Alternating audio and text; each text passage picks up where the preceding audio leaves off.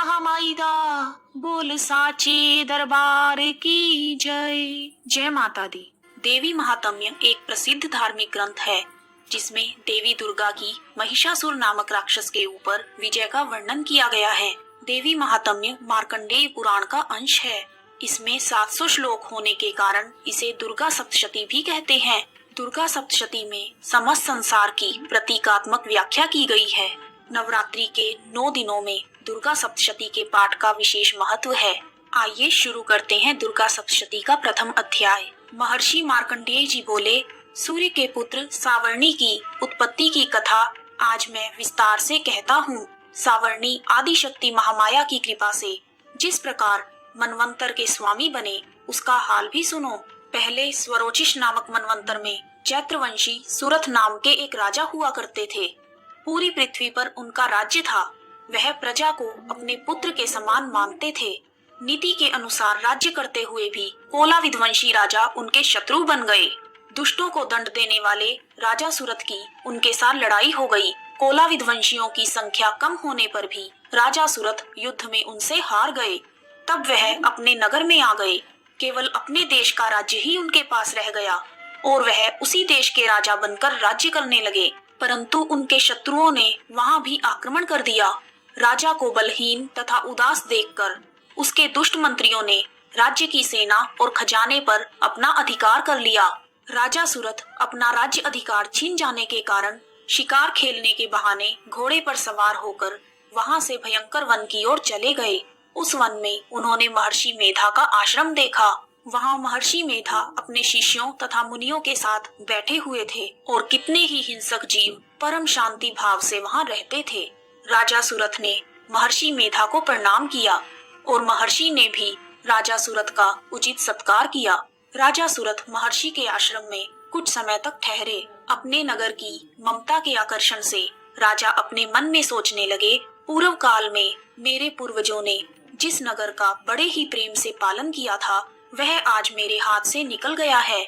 मेरे दुष्ट एवं दुराचारी मंत्री मेरे नगर की अब धर्म से रक्षा कर रहे होंगे या नहीं।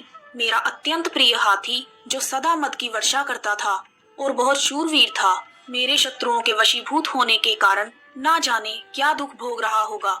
मेरे आज्ञाकारी नौकर जो मेरी कृपा से धन और भोजन पाकर सदैव सुखी रहते थे और मेरे पीछे पीछे चलते थे, अब वह निश्चय ही दुष्ट राजाओं का अनुसरण कर रहे होंगे। मेरे दुष्ट एवं दुरात्मा मंत्रियों द्वारा व्यर्थ ही धन को व्यय करने से संचित किया हुआ खजाना अवश्य ही नष्ट हो जाएगा। इस प्रकार की बातें सोचता हुआ राजा निरंतर दुखी रहने लगा। एक दिन राजा सुरथ ने महर्षि मेधा के आश्रम के पास एक वणिक को देखा। राजा ने उससे पूछा, तुम कौन हो भाई? यहाँ आने का क्या कारण है और तुम मुझे बहुत ही दुखी दिख रहे हो? राजा के विनम्र वचन सुनकर वणिक ने महाराजा सुरथ को प्रणाम करके कहा, हे राजन, मेरा नाम समाधि है। मैं धनियों के कुल में उत्पन्न एक वैश्य हूँ। मेरे दुष्ट स्त्री और पुत्रों ने लोभ से मेरा सब धन छीन लिया है और मुझे घर से निकाल दिया है। मैं दुखी होकर इस वन में आ गया हूँ और यहीं रहता हूँ। मैं इस बात को भी नहीं जानता कि मेरे घर में इस समय सब कुशल मंगल है या नहीं। मुझे अपने परिवार का आचरण संबंधी कोई भी समाचार नहीं मिल पा रहा। मैं अपने पुत्रों के संबंध में यह भी नहीं जानता कि वह सदाचारी हैं या अभी भी दुराचार में ही फंसे हुए हैं। राजा बोले, जिस धन के लोभी स्त्री और पुत्रों ने तुम्हें घर से निकाल दिया, तुम उनसे इतना प्रेम क्यों कर रहे हो? वणिक बोला, मेरे विषय में आपका ऐसा कहना ठीक है, परंतु मेरा मन इतना कठोर नहीं है। यद्यपि उन्होंने धन के लालच में पड़कर पितृ स्नेह को त्याग कर मुझे घर से निकाल दिया है, तब भी मेरे मन में उनके लिए कठोरता नहीं आती। हे महामते, इस वन में रहते हुए भी मेरा मन वहीं फंसा हुआ है। इस बात को मैं नहीं जान पा रहा कि मेरा चित्त उनके लिए इतना दुखी क्यों है। मैं उनके लिए लंबी लंबी सांसें ले रहा हूँ। उन लोगों में प्रेम शब्द नाम मात्र के लिए भी नहीं है, फिर भी ऐसे निर्मोही के लिए मेरा हृदय कठोर नहीं होता। महर्षि मार्कंडेय जी बोले, हे ब्राह्मण, इसके पश्चात राजा सुरथ और वह वैश्य दोनों महर्षि मेधा के समीप गए और उनके साथ यथा योग्य न्याय संभाषण करके दोनों ने वार्ता आरंभ की। राजा बोले, हे भगवान, मैं आपसे एक बात पूछना चाहता हूँ। कृपा करके मुझे बताएं, मेरा मन मेरे अधीन क्यों नहीं है? मैं बहुत दुखी हूँ। राज्य और धन आदि की चिंता अभी भी मुझे हो रही है और मेरी मोहमाया अज्ञानियों की तरह बढ़ रही है और यह समाधि नाम का वणिक भी अपनों से अपमानित होकर आया है। इसके स्वजनों ने इसे त्याग दिया है। परिवारजनों से त्यागा हुआ भी यह उनसे अत्यंत प्रेम करता है। हम दोनों इस तरह बहुत ही दुखी हैं। हे महाभाग, उन लोगों के अवगुणों को देखकर भी हम दोनों के मन में उनके लिए मोह माया और आकर्षण उत्पन्न हो रहा है। सब कुछ जानते हुए भी हम मूर्ख बनकर दुखी क्यों हो रहे हैं? महर्षि मेधा बोले, विषम मार्ग का ज्ञान सब जंतुओं को है। सबके लिए विषय पृथक पृथक होते हैं। कुछ प्राणी दिन में नहीं देख पाते और कुछ रात को, परंतु कुछ ऐसे जीव हैं जो दिन तथा रात दोनों में देख सकते हैं। यह सत्य है कि मनुष्यों में ज्ञान प्रधान है, परंतु केवल मनुष्य ही ज्ञानी नहीं होता, पशु पक्षी भी ज्ञान रखते हैं। जैसे यह पशु ज्ञानी है, वैसे ही मनुष्यों का ज्ञान है। और पक्षियों को देखो, जो अपने भूख से पीड़ित बच्चों की चोंच में कितने प्रेम से अन्न के दाने डालते हैं। हे राजन, ऐसा ही प्रेम मनुष्यों में अपनी संतान के प्रति होता है। लोभ के कारण अपने उपकार का बदला पाने के लिए मनुष्य पुत्र की इच्छा करते हैं और इस प्रकार मोह के गड्ढे में गिर जाते हैं। भगवान श्री हरि की जो माया है, उसी से यह समस्त संसार मोहित हो रहा है। इसमें आश्चर्य की कोई बात नहीं। यह माया ही है जिसके कारण संसार मोह में जकड़ा हुआ है। यही महामाया भगवती देवी ज्ञानियों के चित्त हो बलपूर्वक खींचकर मोह में डाल देती है और उसी के द्वारा संपूर्ण जगत की उत्पत्ति होती है। यही भगवती देवी प्रसन्न होकर मनुष्य को मुक्ति प्रदान करती है। यही देवी संसार के बंधन का कारण है तथा संपूर्ण ईश्वरों की स्वामिनी है। महाराजा सूरथ ने पूछा, हे भगवन, कौन है यह देवी जिसको आप महामाया कहते हैं? वह कैसे उत्पन्न हुई? उसका क्या कार्य है? उसका कैसा चरित्र है? हे प्रभु, उसका जैसा प्रभाव है, जैसा उसका स्वरूप है, कृपा करके मुझे विस्तार से बताइए, मैं सुनना चाहता हूँ। महर्षि मेधा बोले, राजन, वह देवी तो नित्य स्वरूपा है। उसके द्वारा यह संसार रचा गया है। तब भी उसकी उत्पत्ति अनेक प्रकार से होती है। वह सब आज आप मुझसे सुनो। वह देवताओं का कार्य सिद्ध करने के लिए प्रकट होती है। उस समय वह उत्पन्न हुई कहलाती है। संसार को जलमय करके जब भगवान विष्णु योग निद्रा का आश्रय लेकर शेष शैया पर सो रहे थे, तब मधु और कैटभ नाम के दो असुर उनके कानों की मैल से प्रकट हुए और वह ब्रह्मा जी को मारने के लिए दौड़े। श्री ब्रह्मा जी ने जब मधु और कैटभ को अपनी ओर आते हुए देखा और यह भी देखा कि भगवान विष्णु योग निद्रा का आश्रय लेकर सो रहे हैं, तो वह उस समय भगवान श्री हरि को जगाने के लिए उनके नेत्रों में निवास करने वाली योग निद्रा की स्तुति करने लगे। ब्रह्मा जी ने स्तुति करते हुए कहा, हे देवी, तुम ही स्वाहा, तुम ही स्वधा और तुम ही वष्टकार हो। स्वर भी तुम्हारा ही स्वरूप है। तुम ही जीवन देने वाली सुधा हो। नित्य अक्षर प्रणव में अकार, उकार, मकार, इन तीनों माताओं के रूप में तुम ही स्थित हो। इनके अतिरिक्त जो बिंदुपत अर्धमात्रा हैं, जिनका विशेष रूप से उच्चारण नहीं किया जा सकता, वह भी तुम ही हो। संध्या, सावित्री तथा परम जननी भी तुम ही हो। तुम इस विश्व को धारण करने वाली हो। तुमने ही इस जगत की रचना की है और तुम ही इस जगत की पालनहारी हो और तुम ही कल्प के अंत में सबका भक्षण करने वाली हो।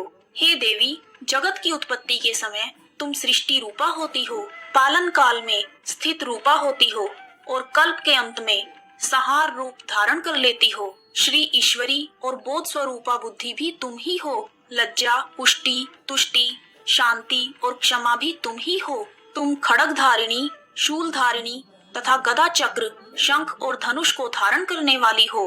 बाण, भुषंडी और परिध, यह भी तुम्हारे ही अस्त्र हैं। तुम सौम्य और सौम्यतर हो। यही नहीं, बल्कि जितनी भी सौम्य तथा सुंदर वस्तुएं इस समस्त संसार में हैं, उन सबसे बढ़कर तुम ही सुंदर हो। पर और अपर, सबसे परे रहने वाली तुम ही सुंदर हो। हे सर्व स्वरूपे, जो भी सत और असत पदार्थ हैं, उनमें जो भी शक्ति है, वह सब तुम ही हो।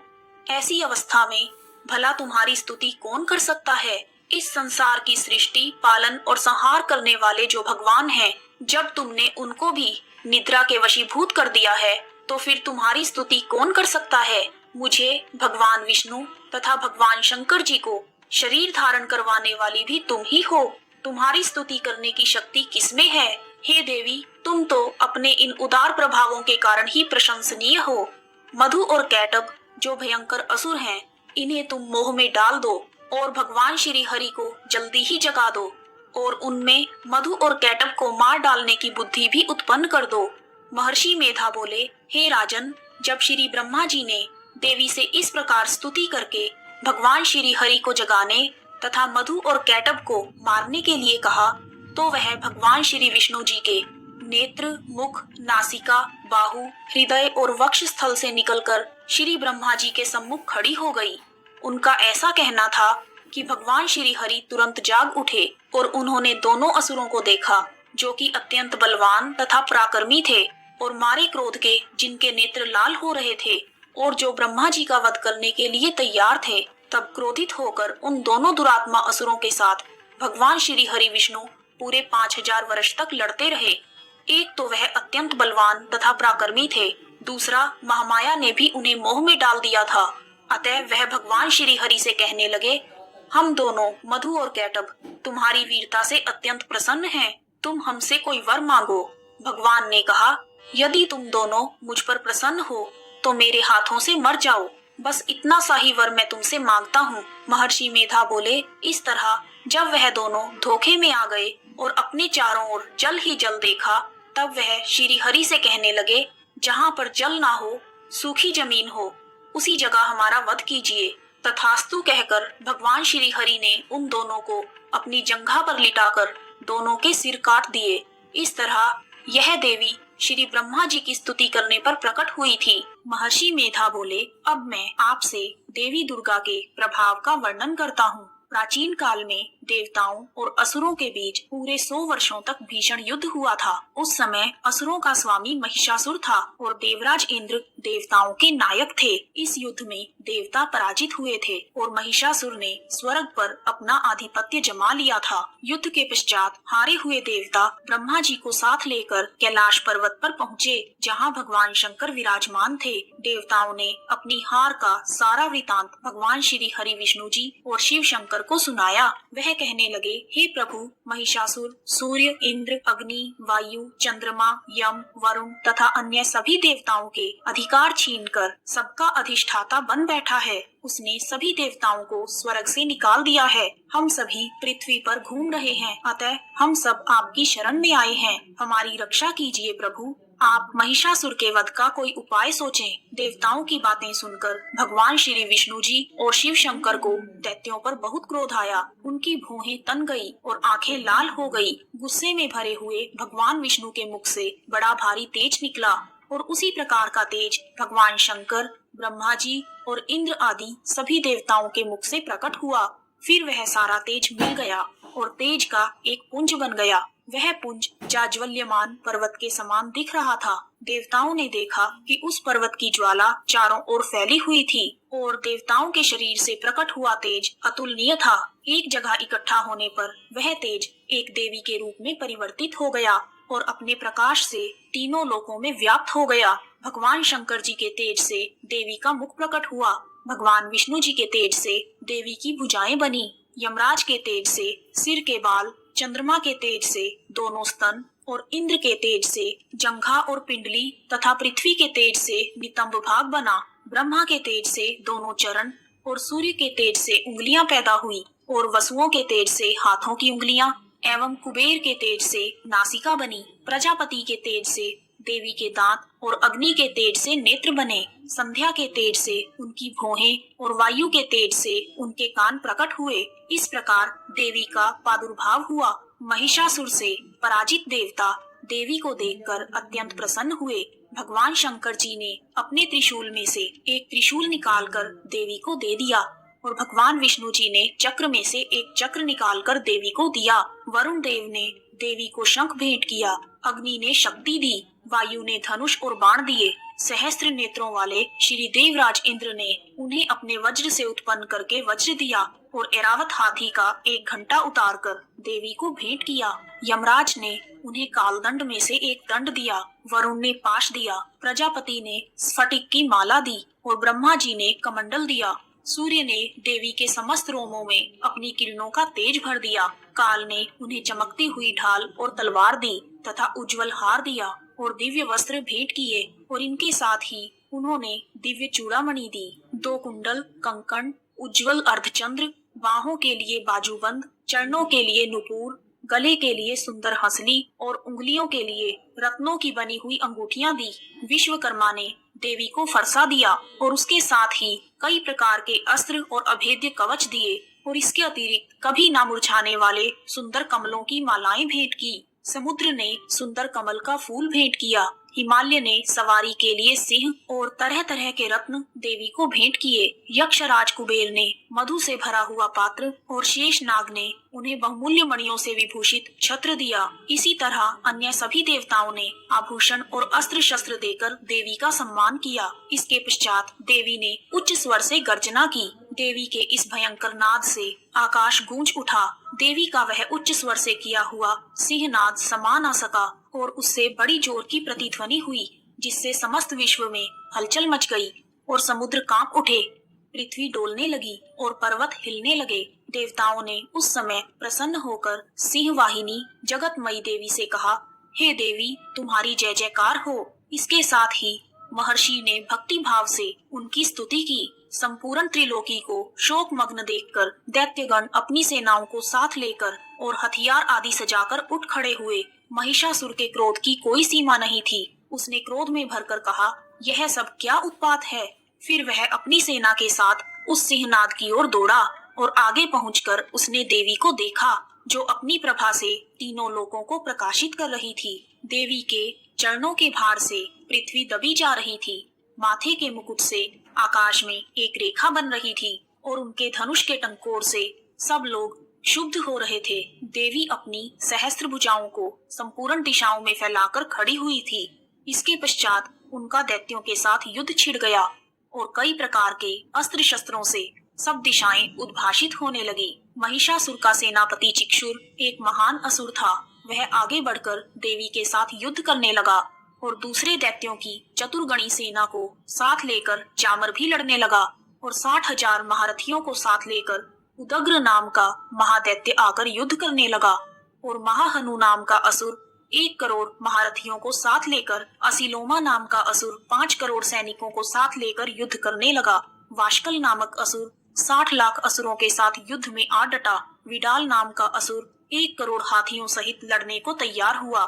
इन सब के अतिरिक्त और भी हजारों असुर हाथी और घोड़े साथ लेकर लड़ने लगे। इन सब के पश्चात महिषासुर करोड़ों रथों, हाथियों और घोड़ों सहित वहां आकर देवी के साथ लड़ने लगा। सभी असुर तोमर, भिंडीपाल, शक्ति, मूसल, खड़ग, फरसों, पट्टियों के साथ रणभूमि में देवी के साथ युद्ध करने लगे। कई प्रकार की शक्तियां देवी पर फेंकने लगे और इसके पश्चात सबके सब दैत्य अपनी अपनी तलवारें हाथों में लेकर देवी की ओर लपके और उन्हें मारने का प्रयास करने लगे, मगर देवी ने क्रोध में भरकर खेल ही खेल में उन सबके अस्त्रों और शस्त्रों को काट दिया। इसके पश्चात देवताओं ने देवी की स्तुति आरंभ कर दी और वह प्रसन्न होकर असुरों के शरीरों पर अस्त्र शस्त्रों की वर्षा करने लगी। देवी का वाहन भी क्रोध में भरकर दैत्य सेना पर विचरने लगा, जैसे कि वन में दावानल फैल रहा हो। युद्ध करती हुई देवी ने क्रोध में भरकर जितने श्वास छोड़े, वह तुरंत ही सैकड़ों हजारों गणों के रूप में परिवर्तित हो गए। वह सभी गण विभिन्न प्रकार के अस्त्रों और शस्त्रों के साथ दैत्यों से युद्ध करने लगे। देवी की शक्ति से बढ़े हुए गण दैत्यों का नाश करते हुए ढोल, शंख व मृदंग आदि बजा रहे थे। उसके बाद देवी ने त्रिशूल, गदा, शक्ति, खड़ग आदि से सहस्त्रों असुरों को मार डाला। कितनों को तो घंटे की भयंकर आवाज से ही यमलोक पहुंचा दिया। कितने ही असुरों को देवी ने पाश में बांधकर पृथ्वी पर घसीटा और कितनों को तलवार से टुकड़े टुकड़े कर दिया। इस प्रकार देवताओं को पीड़ा देने वाले दैत्य कट कट कर मरने लगे। कितनों की बाहें अलग हो गई, कितनों की ग्रीवाएं कट गई और कितनों के सिर कटकर दूर भूमि पर लुढ़क गए, और कितने ही दैत्यों के सिर व पैर कट जाने पर भी वह भूमि से उठ खड़े हुए और शस्त्र हाथ में लेकर देवी से लड़ने लगे। और कई दैत्य भूमि में बाजों की ध्वनि के साथ नाच रहे थे। दैत्य रह रहकर ठहरो ठहरो कहते हुए देवी को युद्ध के लिए ललकार रहे थे। जहाँ पर यह घोर संग्राम हुआ था, वहाँ की भूमि रथ, हाथी, घोड़े और असुरों की लाशों से भर गई थी और सेना के बीच रक्तपात होने के कारण वहाँ रुधिर की नदियां बह रही थी। और इस तरह देवी ने असुरों की विशाल सेना को क्षण भर में ही नष्ट भ्रष्ट कर दिया। जैसे तृणकाष्ठ के बड़े से समूह को अग्नि नष्ट कर देती है, देवी का सिंह भी गर्दन के बालों को हिलाता हुआ और बड़ा सा मुंह खोलता हुआ असुरों के शरीरों से मानो उनके प्राणों को खोज रहा था। देवी के गणों ने जब दैत्यों के साथ युद्ध किया तो देवताओं ने प्रसन्न होकर आकाश मार्ग से देवी पर पुष्प वर्षा की। इस प्रकार दुर्गा सप्तशती का अध्याय 2 पूर्ण हुआ। आइए अब शुरू करते हैं दुर्गा सप्तशती का तीसरा अध्याय। महर्षि मेधा ने कहा, महिषासुर की सेना नष्ट होती हुई देखकर सेनापति चिक्षुर क्रोध में भरकर देवी के साथ युद्ध करने के लिए आगे बढ़ा। वह देवी पर इस प्रकार बाणों की वर्षा करने लगा मानो सुमेरु पर्वत पानी की धार बरसा रहा हो। देवी ने अपने बाणों से उसके बाणों को काट डाला तथा उसके घोड़े और सारथी को मार दिया। साथ ही उसके धनुष और उसकी अत्यंत ऊंची ध्वजा को काटकर नीचे गिरा दिया। उसका धनुष कट जाने के बाद उसके शरीर के अंगों को भी अपने बाणों से बींध दिया। धनुष, घोड़ों और सारथी के नष्ट हो जाने पर वह असुर ढाल और तलवार लेकर देवी की तरफ लपका। उसने अपनी तीक्ष्ण धार वाली तलवार से देवी के सिंह के मस्तक पर प्रहार किया और बड़े वेग से देवी की बाईं भुजा पर वार किया, किंतु देवी की बाईं भुजा को छूते ही उस दैत्य की तलवार टूटकर टुकड़े टुकड़े हो गई। तब चिक्षुर ने क्रोध में भरकर शूल हाथ में लिया और उसे भद्रकाली देवी की ओर फेंक दिया। देवी की ओर आता हुआ वह शूल आकाश से गिरते हुए सूर्य के समान प्रज्वलित हो गया। उस शूल को अपनी ओर आता हुआ देखकर देवी ने भी शूल छोड़ा और चिक्षुर के शूल के 100 टुकड़े कर दिए और साथ ही चिक्षुर के प्राण भी हर लिए। चिक्षुर के मरने पर देवताओं को दुख देने वाला चामर नाम का दैत्य हाथी पर सवार होकर देवी से लड़ने आया और उसने आते ही अपनी शक्ति से देवी पर प्रहार किया, किंतु देवी ने अपनी हुंकार से ही शक्ति को तोड़कर पृथ्वी पर फेंक दिया। शक्ति को टूटा हुआ देखकर दैत्य ने क्रोध से लाल होकर शूल को चलाया, किंतु देवी ने उसको भी काट दिया। इतने में देवी का सिंह उछलकर हाथी के मस्तक पर सवार हो गया और चामर के साथ बहुत ही तीव्र युद्ध करने लगा। फिर वह दोनों लड़ते हुए हाथी पर से पृथ्वी पर आ गिरे और दोनों बड़े क्रोध के साथ लड़ने लगे। फिर सिंह बड़े जोर से आकाश की ओर उछला और जब वह पृथ्वी की ओर आया तो उसने अपने पंजे से चामर का सिर धड़ से अलग कर दिया। क्रोध में भरी हुई देवी ने शिला और वृक्ष आदि की चोटों से उदग्र नाम के राक्षस को भी मार दिया। इस प्रकार 3 नेत्रों वाली परमेश्वरी ने क्रोधित होकर त्रिशूल से उग्रास्य, उग्रवीर्य और महाहनु नामक राक्षसों को भी मार गिराया। उसने अपनी तलवार से विडाल नाम के दैत्य का सिर काट दिया तथा अपने बाणों से दुर्धर और दुमुख नाम के राक्षसों को यमलोक में पहुंचा दिया। जब महिषासुर ने देखा कि देवी ने मेरी सेना को नष्ट भ्रष्ट कर दिया है तो वह भैंसे का रूप धारण करके देवी के गणों को दुखी करने लगा। वह मुख के प्रहार से, खुरों से, पूंछ से, सींगों से, दौड़ने के वेग से, चक्कर देकर और श्वास वायु के झोंकों से देवी के गणों को पृथ्वी पर गिराने लगा। इस प्रकार गणों की सेना को गिराकर महिषासुर देवी के सिंह को मारने के लिए दौड़ा। तब देवी को बहुत क्रोध आया। महिषासुर के वेग से चक्कर देने के कारण पृथ्वी क्षुब्ध होकर फटने लगी। उसकी पूंछ से टकराकर समुद्र चारों ओर फैलने लगा। हिलते हुए सींगों के आघात से मेघ खंडित हो गए और श्वास से आकाश में उड़ते हुए बादल फटने लगे। महिषासुर के इस भयानक आतंक को देखकर चंडिका उसे मारने के लिए क्रोध से भर गई। देवी ने पाश फेंककर महिषासुर को बांध लिया और उसने बंध जाने पर दैत्य का रूप त्याग दिया और सिंह का रूप बना लिया। ज्यों ही देवी उसका सर काटने के लिए तैयार हुई, उसने पुरुष का रूप बना लिया जो हाथ में तलवार लिए हुए था। देवी ने तुरंत ही अपने बाणों के साथ उस पुरुष को उसकी तलवार ढाल सहित बींध डाला। इसके पश्चात वह हाथी के रूप में दिखाई देने लगा और अपने लंबी सूंड से देवी के सिंह को खींचने लगा। देवी ने अपनी तलवार से उसकी सूंड काट डाली। तब राक्षस ने एक बार फिर भैंसे का रूप लिया और पहले की तरह चर अचर जीवों सहित समस्त त्रिलोकी को परेशान करने लगा। तब क्रोध में भरी हुई देवी उत्तम मधु का पान करने लगी और लाल नेत्र करके हंसने लगी। उधर बलवीर्य तथा मद से क्रोधित हुआ दैत्य भी गरजने लगा। अपने सींगों से देवी पर पर्वतों को फेंकने लगा। देवी अपने बाणों से उसके फेंके हुए पर्वतों को चूर चूर करती हुई बोली, ओ मूढ़, जब तक मैं मधुपान कर रही हूँ तब तक तू गरज ले। और इसके पश्चात मेरे हाथों तेरी मृत्यु होने पर देवता गरजेंगे। महर्षि मेधा ने कहा। यूं कहकर देवी उछलकर उस दैत्य पर जा चढ़ी और अपने पैरों से दबाकर शूल से उसके गले पर आघात किया। देवी के पैर से दबने पर भी महिषासुर अपने दूसरे रूप से अपने मुख से बाहर होने लगा। अभी वह आधा ही बाहर निकला था कि दैत्य युद्ध करने लगा और देवी ने अपनी तलवार से उसका सर काट दिया। इसके पश्चात राक्षस सेना हाहाकार करती हुई वहां से भाग गई और सब देवता अत्यंत प्रसन्न हुए तथा ऋषियों महर्षियों सहित देवी की स्तुति करने लगे। गंधर्वराज गान करने लगे और अप्सराएं नृत्य करने लगी। महर्षि मेधा बोले, देवी ने जब पराक्रमी दुरात्मा महिषासुर को मार गिराया तब इंद्रादि समस्त देवता अपने सिर तथा शरीर को झुकाकर भगवती देवी की स्तुति करने लगे। जिस देवी ने अपनी शक्ति से यह जगत व्याप्त किया है और जो संपूर्ण जगत की पूजनीय है, उस अंबिका को हम भक्ति पूर्वक नमस्कार करते हैं। वह हम सबका कल्याण करे। जिस अतुल प्रभाव और बल का वर्णन भगवान विष्णु, शंकर और ब्रह्मा जी भी ना कर सके, वही चंडिका देवी इस संपूर्ण जगत का पालन करे और अशुभ भय का नाश करे। पुण्यात्माओं के घरों में तुम स्वयं लक्ष्मी रूप हो और पापियों के घरों में तुम अलक्ष्मी रूप हो और सतकुल में उत्पन्न होने वालों के लिए तुम लज्जा रूप होकर उनके घरों में निवास करती हो। हम उस दुर्गा भगवती को बारंबार नमस्कार करते हैं। हे देवी, इस विश्व का पालन करो। हम तुम्हारे अचिंत्य रूप का किस प्रकार वर्णन करें। असुरों का नाश करने वाली, पराक्रम से भरी देवताओं और दैत्यों के विषय में जो तुम्हारे पवित्र चरित हैं, हम उनका किस प्रकार वर्णन करें।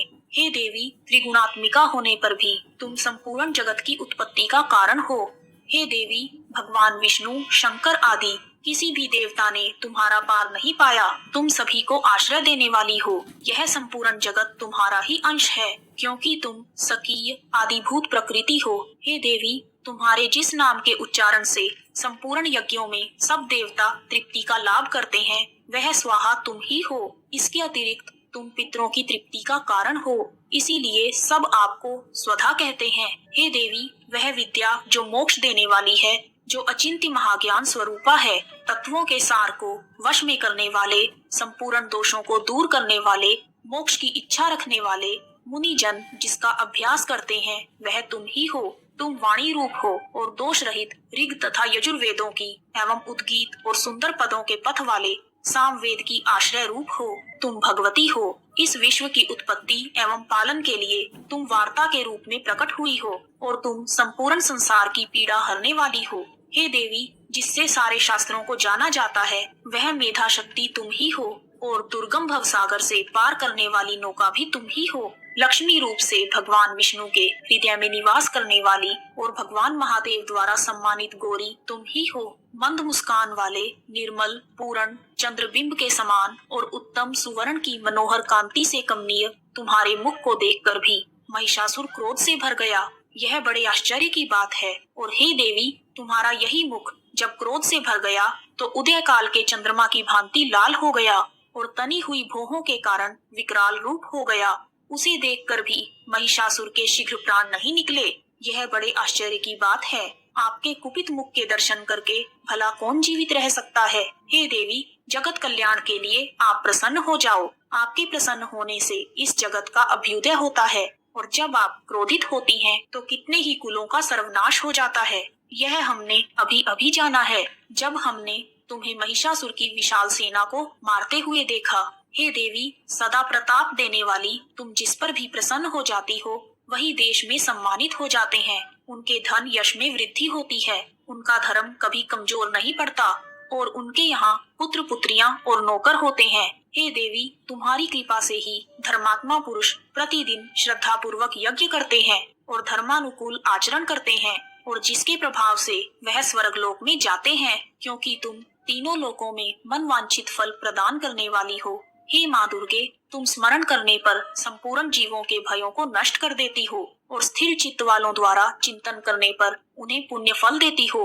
हे दारिद्र्य दुख नाशिनी देवी, तुम्हारे सिवा दूसरा कौन है जिसका चित्त सदा दूसरों के उपकार में लगा रहता है। हे देवी, तुम शत्रुओं को इसलिए मारती हो कि उनके मरने से दूसरों को सुख मिलता है, वह चाहे नरक में जाने के लिए पाप करते हो किंतु तुम्हारे साथ युद्ध करके सीधे स्वर्ग को जाएं, इसलिए तुम उनका वध करती हो। हे देवी, क्या तुम दृष्टिपात मात्र से समस्त असुरों को भस्म नहीं कर सकती? अवश्य ही कर सकती हो, किंतु तुम शत्रुओं को शस्त्रों के द्वारा इसलिए मारती हो ताकि वह मरकर स्वर्ग को जाएं। इस तरह से देवी, उन शत्रुओं के प्रति भी तुम्हारा विचार अति उत्तम है। हे देवी, तुम्हारे उग्र खड़ग की चमक से और त्रिशूल की नोक की चमक से असुरों की आंखें नहीं फूटी। उसका कारण यह था कि वह किरणों से शोभायमान तुम्हारे चंद्रमा के समान आनंद प्रदान करने वाले सुंदर मुख की ओर देख रहे थे। हे देवी, तुम्हारे शील बुरे वृतांत को दूर करने वाले हैं और सबसे अधिक तुम्हारा रूप है जो न तो कभी चिंतन में आ सकता है और न ही किसी से उसकी तुलना की जा सकती है। तुम्हारा बल व पराक्रम शत्रुओं का नाश करने वाला है। हे देवी, तुम्हारे बल की किसी के साथ बराबरी नहीं की जा सकती तथा शत्रुओं को भय देने वाला इतना सुंदर रूप भी किसी और का नहीं है। हृदय में कृपा और युद्ध में निष्ठुरता, यह दोनों बातें तीनों लोकों में केवल तुम्ही में देखने में आई हैं। हे माता, युद्ध भूमि में शत्रुओं को तुमने स्वर्ग लोक में पहुंचाया है। इस तरह तुमने तीनों लोकों की रक्षा की है और हमें भय मुक्त किया है। तुम्हें हमारा नमस्कार है। हे देवी, तुम शूल तथा खड़ग से हमारी रक्षा करो तथा घंटे की ध्वनि और धनुष के टंकोर से हमारी रक्षा करो। हे चंडिके, आप अपने शूल घुमाकर पूर्व, पश्चिम, उत्तर तथा दक्षिण दिशा में हमारी रक्षा करो। तीनों लोकों में जो तुम्हारे सौम्य रूप हैं तथा घोर रूप हैं, उनसे हमारी रक्षा करो तथा इस पृथ्वी की रक्षा करो। हे अंबिके, आपके कर पल्लवों में जो खड़ग, शूल और गदा आदि शस्त्र शोभायमान हैं, उनसे हमारी रक्षा करें। महर्षि बोले, इस प्रकार जब सभी देवताओं ने जगत माता भगवती दुर्गा की स्तुति की और नंदन वन के पुष्पों तथा गंध अनुलेपनों द्वारा उनका पूजन किया और फिर सबने मिलकर जब सुगंधित तथा दिव्य धूपों द्वारा उनको सुगंधि निवेदन की, तब देवी ने प्रसन्न होकर कहा, हे देवताओं, तुम सब मुझसे मन वांछित वर मांग लो। देवता बोले, हे भगवती, तुमने हमारा सब कार्य कर दिया है, अब हमारे लिए कुछ और मांगना शेष नहीं है, क्योंकि तुमने हमारे शत्रु महिषासुर को मार डाला। हे ईश्वरी, हे महेश्वरी, हे परमेश्वरी, यदि तुम हमें कोई वर देना चाहती हो तो बस इतना वर दो कि जब जब हम आपका स्मरण करें तब तब आप हमारी विपत्तियों को हरने के लिए हमें दर्शन दें। हे अंबिके, जो कोई भी तुम्हारी स्तुति करे तुम उनको धन धान्य और वैभव आदि प्रदान करें और सदा हम पर प्रसन्न रहें। महर्षि बोले, हे राजन, देवताओं ने जब जगत के कल्याण के लिए तथा अपने हित के लिए इस प्रकार आग्रह किया तो देवी तथास्तु कहकर अंतर्ध्यान हो गई। हे भूपति, जिस प्रकार तीनों लोकों का हित चाहने वाली यह भगवती देवी देवताओं के शरीर से उत्पन्न हुई थी, वह सारा वृतांत आज मैंने आपसे कह दिया है और इसके पश्चात दुष्ट असुरों तथा शुंभ निशुंभ का वध करने और सब लोगों की रक्षा करने के लिए जिस प्रकार महागौरी देवी के शरीर से उत्पन्न हुई, वह सारा वृतांत मैं यथावत वर्णन करता हूँ। पूर्व काल में शुंभ निशुंभ नामक दो दैत्यों ने अपने बल के मद में चूर होकर इंद्र का राज्य और यज्ञ भाग छीन लिए और वह दोनों इसी प्रकार सूर्यदेव, चंद्रदेव, धर्मराज और वरुण देव के अधिकार भी छीनकर स्वयं ही उनका प्रयोग करने लगे। वायु और अग्नि का कार्य भी वही करने लग गए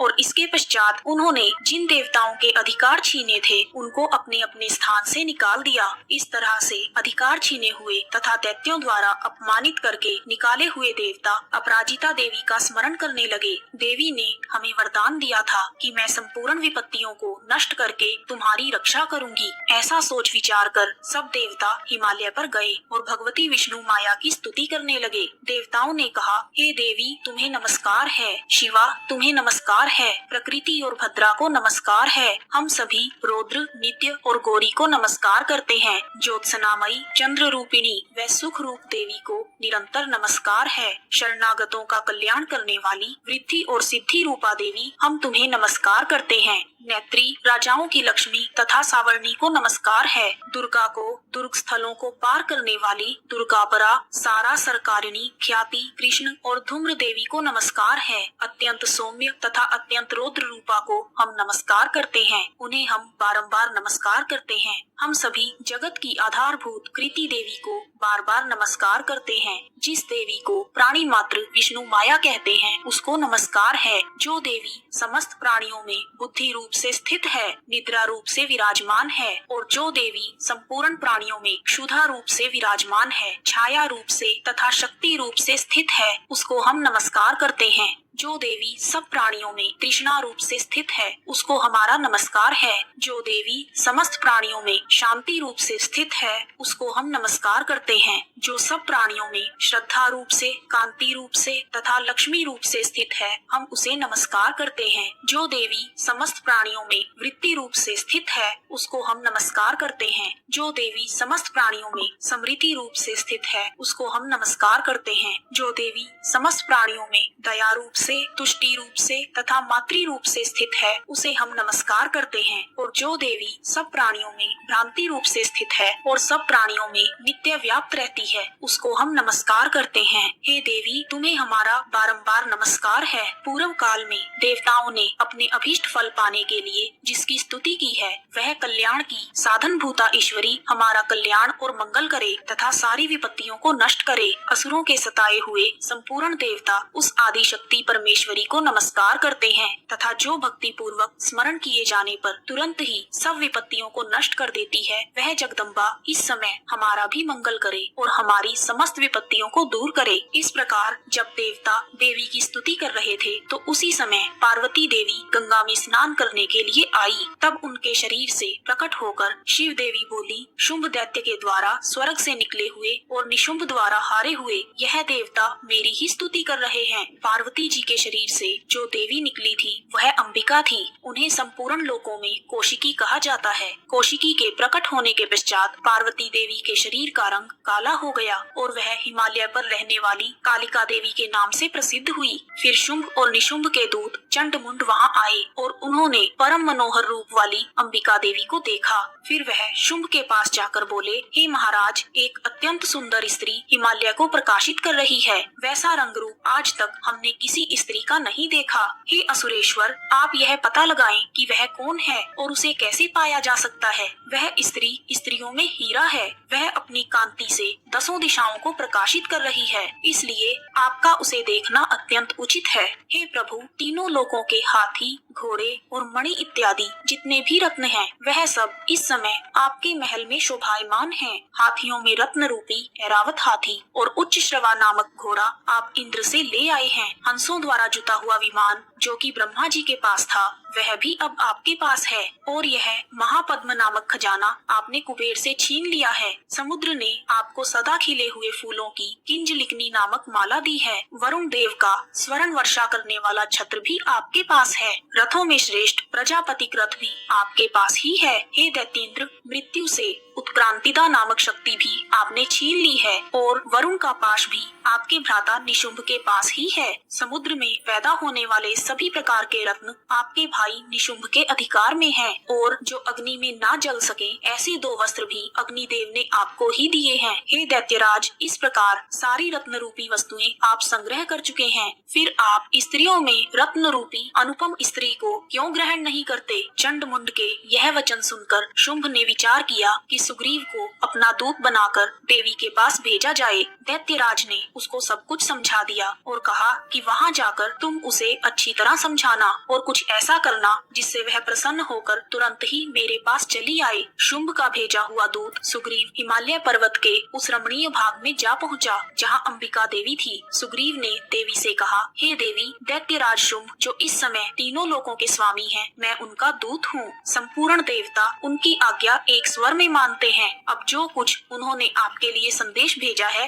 वह सुनिए। दूत ने कहा, इस समय संपूर्ण त्रिलोकी मेरे वश में है और संपूर्ण यज्ञों के भाग भी मैं अलग अलग लेता हूँ। तीनों लोकों में जितने श्रेष्ठ रत्न हैं वह सब मेरे पास ही हैं। हे सुंदरी, इनके अतिरिक्त जो भी रत्न देवताओं के पास थे वह सब मेरे पास हैं। मैं तुम्हें संसार की स्त्रियों में रत्न मानता हूँ क्योंकि रत्नों का उपभोग करने वाला मैं ही हूँ। हे चंचल कटाक्षों वाली सुंदरी, अब मैं यह तुम पर छोड़ता हूँ कि तुम मेरे अथवा मेरे भाई निशुंभ की सेवा में आ जाओ। यदि तुम मुझे वरोगी तो तुम्हें अतुल महान ऐश्वर्य की प्राप्ति होगी। अतः तुम अपनी बुद्धि से विचार करके चली आओ। दूत के ऐसा कहने पर संपूर्ण जगत का कल्याण करने वाली भगवती दुर्गा मंद मंद मुस्कुराई और कहने लगी, हे दूत, जो कुछ तू कह रहा है वह सत्य है, इसमें कोई भी झूठ नहीं है। शुंभ इस समय तीनों लोकों का स्वामी है और निशुंभ उसी की तरह पराक्रमी है, किंतु इसके संबंध में मैं जो प्रतिज्ञा कर चुकी हूँ उसे कैसे झुठला सकती हूँ। अतः मैंने जो प्रतिज्ञा की है उसे सुनो। जो मुझे युद्ध में जीत लेगा और मेरे अभिमान को खंडित करेगा तथा बल में मेरे समान होगा वही मेरा स्वामी होगा। इसलिए शुंभ और निशुंभ यहाँ आए और युद्ध में जीतकर मुझसे विवाह कर लें। इसमें भला देर की क्या जरूरत है। दूत ने कहा, हे देवी, तुम अभिमान में भरी हुई हो, मेरे सामने ऐसी बातें ना करो। त्रिलोकी में मुझे तो ऐसा कोई नहीं दिखता जो शुंभ और निशुंभ के सामने ठहर सके। जब अन्य देवताओं में से कोई भी शुंभ व निशुंभ के सामने युद्ध में नहीं ठहर पाया तो फिर तुम जैसी स्त्री उनके सामने रणभूमि में कैसे ठहर सकेगी। तुम मेरा कहना मानकर उनके पास चली जाओ, नहीं तो जब वह तुम्हें केश पकड़कर घसीटते हुए ले जाएंगे तो तुम्हारा गौरव नष्ट हो जाएगा। इसलिए मेरी बात मान लो। देवी ने कहा, जो कुछ तुमने कहा ठीक है। शुंभ और निशुंभ बड़े बलवान हैं, लेकिन मैं क्या कर सकती हूँ। मैं बिना विचारे प्रतिज्ञा कर चुकी हूँ, इसलिए तुम जाओ और मैंने जो कुछ कहा है वह सब आदर पूर्वक दैत्यराज से कह दो। इसके पश्चात जो वह उचित समझे वह करें। देवी की बात सुनकर शुंभ का दूत क्रोध से भर गया और वह क्रोधित होकर असुरेंद्र के पास पहुँचा और सारा वृतांत उन्हें कह सुनाया। दूत की बातें सुनकर शुंभ के क्रोध की सीमा न रही और उसने अपने सेनापति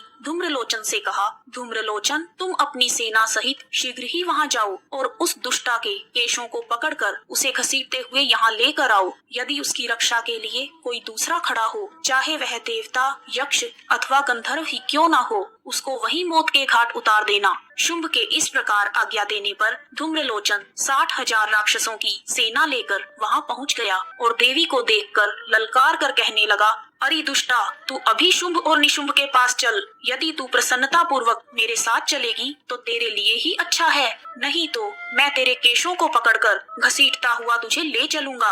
देवी बोली, दैत्यराज का भेजा हुआ तेरे जैसा पराक्रमी और बलवान यदि बलपूर्वक मुझे ले जाएगा तो ऐसी दशा में मैं तुम्हारा क्या कर सकती हूँ। ऐसा कहने पर धूम्रलोचन देवी की ओर लपका, किंतु देवी ने उसे अपनी हुंकार से ही भस्म कर दिया। यह देखकर असुर सेना क्रोधित होकर देवी की ओर बढ़ी, परंतु अंबिका ने उन पर तीखे बाणों, शक्तियों तथा फरसों की वर्षा आरंभ कर दी। इतने में देवी का वाहन भी अपनी ग्रीवा के बालों को झटकता हुआ तथा गर्जना करता हुआ राक्षस सेना पर कूद पड़ा। उसने कई असुर अपने पंजों से, कई अपने जबड़ों से और कई को धरती पर पटक कर अपनी दाढ़ी से घायल करके मार डाला। उसने अपने नखों से कई असुरों के पेट फाड़ दिए और कई असुरों का तो केवल थप्पड़ मारकर ही सिर धड़ से अलग कर दिया। इस प्रकार देवी के उस महाबलवान सिंह ने क्षण भर में ही असुर सेना को समाप्त कर दिया। शुंभ ने जब यह समाचार सुना, देवी ने अति पराक्रमी तथा बलवान धूम्रलोचन को मार डाला है और उसके सिंह ने समस्त असुर सेना का संहार कर दिया,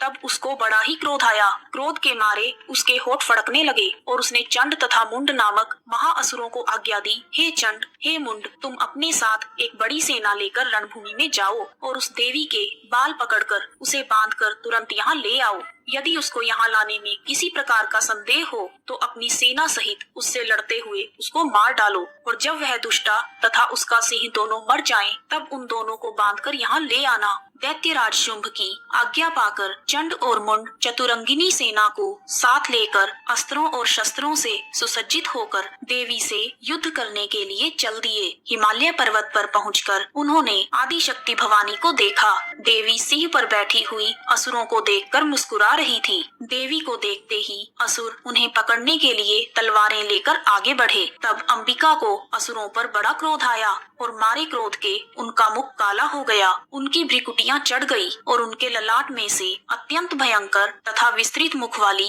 लाल आंखों वाली काली माता प्रकट हुई, जो अपने हाथों में तलवार और पाश लिए हुए थी। वह विचित्र खड्ग धारण किए हुए थी। काली माँ ने चीते की खाल की साड़ी एवं नर मुंडों की माला पहन रखी थी। उनका मांस सूखा हुआ था और शरीर केवल हड्डियों का ढांचा था, जो भयंकर शब्द से दिशाओं को पूर्ण कर रहा था। असुर सेना को देखते ही काली माँ असुर सेना पर टूट पड़ी और दैत्यों का भक्षण करने लगी। वह पशवर रक्षकों, अंकुशधारी महावतों, हाथियों पर सवार योद्धाओं और घंटा सहित हाथियों को एक हाथ से पकड़ पकड़ कर अपने मुंह में डाल रही थी और इसी प्रकार वह घोड़ों, रथों, सारथियों व रथों में बैठे हुए सैनिकों को मुंह में डालकर भयानक रूप से चबा रही थी। किसी के केश पकड़कर, किसी की गर्दन पकड़कर, किसी को पैरों से दबाकर मौत के घाट उतार रही थी। काली माँ राक्षसों द्वारा छोड़े हुए बड़े बड़े अस्त्र शस्त्रों को मुंह में पकड़कर और क्रोध में भरकर दांतों से पीस रही थी।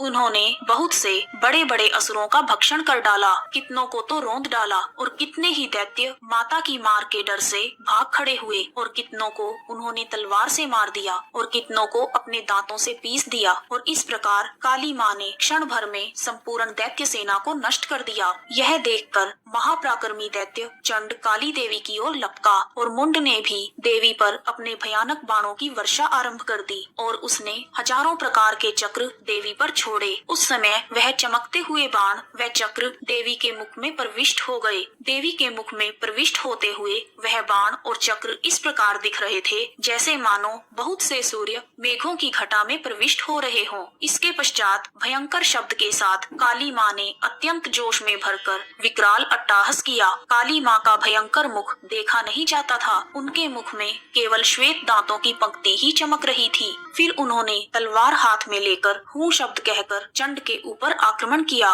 और उसके केश पकड़कर उसका सर काट दिया। चंड को मरा हुआ देखकर मुंड देवी की ओर लपका, परंतु देवी ने क्रोध में भरे हुए मुंड को अपनी तलवार से यमलोक पहुंचा दिया। चंड और मुंड को मरा हुआ देखकर बची हुई बाकी सेना भी डर के मारे वहां से भाग गई। सेना के भागने के बाद काली माँ चंड और मुंड के कटे हुए सिरों को लेकर चंडिका के पास गई और प्रचंड अट्टहास के साथ कहने लगी, हे देवी, चंड और मुंड दोनों को मारकर मैंने तुम्हारी भेंट कर दिया है। अब शुंभ और निशुंभ का वध आपको स्वयं करना है। वहाँ लाए हुए चंड और मुंड के सिरों को देखकर कल्याणमयी चंडी ने काली से मधुर वाणी में कहा, हे देवी, क्योंकि तुमने चंड और मुंड को मारकर मेरी भेंट चढ़ाया है, इस समस्त संसार में तुम्हें चामुंडा के नाम से जाना जाएगा। इस समस्त संसार में जो भी तुम्हें सच्चे मन से ध्याएगा और तुम्हें याद करेगा, उसे सभी प्रकार के भय से मुक्ति मिल जाएगी। चामुंडा देवी की जय। चंड और मुंड नामक असुरों के मारे जाने से और बहुत सारी सेना के नष्ट हो जाने से असुरों के राजा शुंभ को बहुत क्रोध आया और क्रोध से भरकर उसने अपनी संपूर्ण सेना को युद्ध के लिए तैयार होने की आज्ञा दी। दैत्यराज शुंभ ने राक्षस कुल की सभी जातियों को देवी से युद्ध करने के लिए बुलावा भेजा। शुंभ के बुलाते ही असुर कुल के सभी राक्षस अपनी अपनी सेनाओं के साथ वहां पहुंच गए। सभी राक्षसों के आने पर शुंभ ने सभी को संबोधित करते हुए कहा, अब उदायुध नामक 86 सेनापति अपनी सेना के साथ युद्ध के लिए जाएंगे और कंबू नामक 84 सेनापति भी युद्ध के लिए जाएं और कोटिवीर्य नामक 50 सेनापति और धूम्रकुल नाम के 100 सेनापति युद्ध के लिए प्रस्थान करें। कालक, मौर्य और काल के आदि भी मेरी आज्ञा से युद्ध के लिए तैयारी करें। इस प्रकार बड़े बड़े भयंकर और पराक्रमी असुरों का स्वामी शुंभ आज्ञा देकर बहुत बड़ी सेना के साथ युद्ध के लिए चला। विशाल सेना को अपनी ओर आता देखकर चंडिका ने अपनी धनुष की टंकोर से पृथ्वी और आकाश के बीच का भाग गुंजा दिया। देवी के सिंह ने भी भीषण गर्जना की। दैत्यों के नाश के लिए और देवताओं के हित के लिए ब्रह्मा, शिव, कार्तिकेय, विष्णु तथा इंद्र आदि देवों की शक्तियाँ जो अत्यंत पराक्रम और शौर्य से संपन्न थी, उनके शरीर से निकलकर उसी रूप में चंडिका देवी के पास आई। जिस देवता का जैसा रूप था, जैसे आभूषण थे और जैसा वाहन था, वैसे ही रूप, आभूषण और वाहन लेकर देवताओं की शक्तियाँ दैत्यों से युद्ध करने के लिए पहुँची। हंस से जुते हुए विमान में बैठकर रुद्राक्ष की जाप माला तथा कमंडल धारण करके ब्रह्मा जी की शक्ति ब्राह्मी देवी आई और वृषभ पर सवार होकर हाथ में त्रिशूल लेकर महानाग का कंकण पहनकर और चंद्र रेखा से भूषित होकर भगवान शंकर की शक्ति माहेश्वरी आई और मोर पर आरूढ़ होकर हाथ में शक्ति लिए दैत्यों से युद्ध करने के लिए कौमारी शक्ति आई। भगवान विष्णु जी की शक्ति गरुड़ पर सवार होकर शंख, चक्र, गदा, धनुष तथा खड्ग हाथ में लिए हुए वहां पर पहुंची। श्री हरि की शक्ति वाराह भगवान की शक्ति वाराही वाराह का शरीर धारण करके आई और नरसिंह के समान शरीर धारण करके उनकी शक्ति नारसिंह भी आई। उसकी गर्दन के झटकों से आकाश के तारे टूट पड़ते थे और इसी प्रकार देवराज इंद्र की शक्ति इंद्री भी ऐरावत हाथी के ऊपर सवार होकर वहां पहुंची। सभी दैव शक्तियों से घिरे हुए भगवान शंकर ने चंडिका से कहा, हे देवी, मेरी प्रसन्नता के लिए तुम शीघ्र ही इन असुरों को मार दो। भगवान शिव का आदेश पाकर देवी के शरीर में से अत्यंत उग्र रूप वाली और सैकड़ों गीदड़ियों के समान आवाज करने वाली चंडिका शक्ति प्रकट हुई। उस अपराजिता देवी ने जटाधारी भगवान भोलेनाथ से कहा, हे प्रभु, आप मेरी ओर से दूत बनकर शुंभ और निशुंभ के पास जाइए। उन अहंकारी दैत्यों तथा उनके अलावा और भी जो दैत्य वहाँ युद्ध के लिए मौजूद हों, उन सभी से कहें, अगर तुम्हें अपने जीवित रहने की इच्छा है तो त्रिलोकी का राज्य इंद्र को सौंप दो। देवताओं को उनका यज्ञ भाग मिलना आरंभ हो जाए और तुम पाताल लोक को लौट जाओ। किंतु यदि बल के अहंकार से तुम्हारी लड़ने की इच्छा हो तो फिर युद्ध क्षेत्र में आ जाओ। तुम्हारे मांस से मेरी योगिनियां तृप्त हो जाएंगी। जिस देवी ने भगवान शंकर को दूत बनाकर शुंभ निशुंभ के पास भेजा था, वह संसार में शिव दूती के नाम से प्रसिद्ध हुई। भगवान शिव से देवी का संदेश पाकर उन दैत्यों के क्रोध की सीमा न रही और वह युद्ध करने के लिए युद्ध क्षेत्र में पहुंच गए। वहां पहुंचकर दैत्यों ने विभिन्न प्रकार की शक्तियों तथा बाणों से देवी पर प्रहार किया। देवी ने उनके फेंके हुए बाणों और शक्तियों को अपने बाणों से काट डाला और काली माता आगे खड़ी होकर शत्रुओं को त्रिशूल से वितीर्ण करने लगी और कुचलने लगी। ब्राह्मणी देवी जिस तरफ दौड़ती थी उसी तरफ अपने कमंडल का जल छिड़क कर दैत्यों के वीर्य व बल को नष्ट कर देती थी और इसी प्रकार महेश्वरी देवी त्रिशूल से, वैष्णवी देवी चक्र से और अत्यंत कोप वाली कुमारी देवी शक्ति द्वारा असुरों को मार रही थी और इंद्री के वज्र के प्रहार से सैकड़ों ही दैत्य पृथ्वी पर सो गए। इस तरह क्रोध में भरी हुई दैवी शक्तियों द्वारा नाना प्रकार के उपायों से बड़े बड़े असुरों को मरते हुए देखकर राक्षसी सेना भाग खड़ी हुई और अपनी सेना को इस प्रकार डर के मारे भागता हुआ देखकर रक्त बीज नाम का महापराक्रमी राक्षस क्रोध में भरकर युद्ध के लिए आगे बढ़ा। उसके शरीर से रक्त की बूंदें पृथ्वी पर जैसे ही गिरती थी, तुरंत वैसे ही शरीर वाला तथा उतना ही बलवान दैत्य पृथ्वी पर उत्पन्न हो जाता था। रक्त बीज गदा हाथ में लेकर इंद्री के साथ युद्ध करने लगा। जब इंद्री ने अपने वज्र से उसको मारा तो घायल होने के कारण उसके शरीर का बहुत सा रक्त बहने लगा और उसकी प्रत्येक बूंद से उसके समान ही बलवान तथा महापराक्रमी अनेकों दैत्य भयंकर रूप से प्रकट हो गए। वह सब दैत्य रक्त बीज के समान ही बलवान तथा तेजवान थे। जब इंद्री के वज्र के प्रहार से उसके मस्तक पर चोट लगी तो रक्त और भी बहने लगा और उससे हजारों ही पुरुष उत्पन्न हो गए। क्रोध में भरकर उस महादैत्य ने सब देवी शक्तियों पर अलग अलग गदा से प्रहार किया और माताओं ने भी अपनी शक्ति से उसको बार बार घायल किया, जिसका परिणाम यह हुआ कि रक्त बीज जैसे सैकड़ों ही दैत्य पूरे जगत में व्याप्त हो गए, जिससे देवताओं का भय और भी अधिक हो गया। देवताओं को अत्यंत भयभीत देखकर चंडिका ने काली से कहा, हे चामुंडे, अपने मुख को बड़ा करो और रक्त बिंदुओं से उत्पन्न हुए महाअसुरों को तुम अपने मुख में भक्षण करो। इस प्रकार रक्त बिंदुओं द्वारा उत्पन्न हुए महादैत्यों का भक्षण करती हुई तुम रणभूमि में विचरण करो। इस प्रकार रक्त क्षीण होने से यह दैत्य नष्ट हो जाएगा। तुम्हारे भक्षण के कारण अन्य दैत्य प्रकट नहीं होंगे। चंडिका देवी ने काली माँ से ऐसा कहने के बाद रक्त बीज पर अपने त्रिशूल से प्रहार किया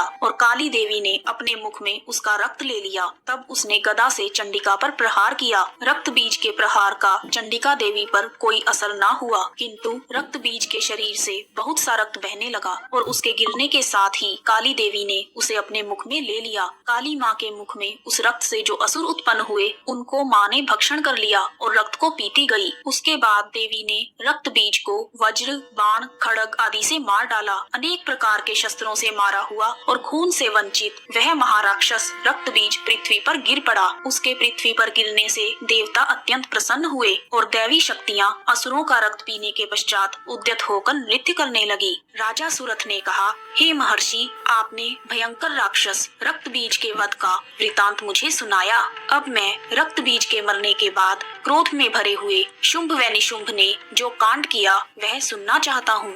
राजा सुरथ की बातें सुनकर महर्षि मेधा बोले, रक्त बीज के मर जाने पर शुंभ और निशुंभ को अत्यंत क्रोध आया और अपनी बहुत बड़ी सेना का इस प्रकार सर्वनाश होते देखकर निशुंभ देवी पर आक्रमण करने के लिए दौड़ा। उसके साथ बहुत से बड़े बड़े असुर देवी को मारने के लिए लपके और महापराक्रमी शुंभ अपनी सेना लेकर देवी चंडिका को मारने के लिए आगे बढ़ा। फिर शुंभ और निशुंभ का देवी से भयंकर युद्ध हुआ और वह दोनों असुर देवी पर बाण फेंकने लगे। उनके बाण ऐसे लग रहे थे जैसे मेघों से वर्षा हो रही हो। उन दोनों के चलाए हुए बाणों को देवी ने अपने बाणों से काट दिया और अपने शस्त्रों की वर्षा से उन दोनों दैत्यों को चोट पहुंचाई। निशुंभ अपनी तेज तलवार और चमकती हुई ढाल लेकर देवी की ओर बढ़ा। देवी ने अपने क्षुरप्र नामक बाण से निशुंभ की तलवार व ढाल दोनों को काट डाला। तलवार और ढाल कट जाने पर निशुंभ ने देवी पर शक्ति से प्रहार किया। देवी ने अपने चक्र से उसकी शक्ति के 2 टुकड़े कर दिए। शक्ति के टूटने पर निशुंभ को बहुत क्रोध आया और उसने देवी को मारने के लिए शूल फेंका, किंतु देवी ने अपने मुक्के के प्रहार से उसके शूल को चूर चूर कर दिया। फिर उसने देवी पर गदा से प्रहार किया। देवी ने त्रिशूल से गदा को भस्म कर डाला। उसके बाद वह फरसा लेकर देवी की ओर लपका। देवी ने अपने तीखे बाणों से उसे धरती पर सुला दिया। अपने महापराक्रमी भाई निशुंभ को इस प्रकार देवी से हारते हुए देखकर शुंभ क्रोध से भर गया और वह देवी को मारने के लिए दौड़ा। दैत्यराज शुंभ रथ में बैठा हुआ उत्तम आयुधों से सुशोभित अपनी 8 बड़ी बड़ी भुजाओं से सारे आकाश को ढके हुए था। शुंभ को आते हुए देखकर देवी ने अपना शंख बजाया और धनुष की टंकोर का अत्यंत भयंकर शब्द किया। साथ ही अपने घंटे की नाद से जो संपूर्ण दैत्य सेना के तेज को नष्ट करने वाला था उसे संपूर्ण दिशाओं में व्याप्त कर दिया। इसके पश्चात देवी के सिंह ने भी बड़ी जोर की गर्जना की। उसकी गर्जना से पृथ्वी, आकाश और 10 दिशाएं पूरित हो गई। फिर आकाश में उछलकर कालिका देवी ने अपने दांतों तथा हाथों को पृथ्वी पर पटक दिया।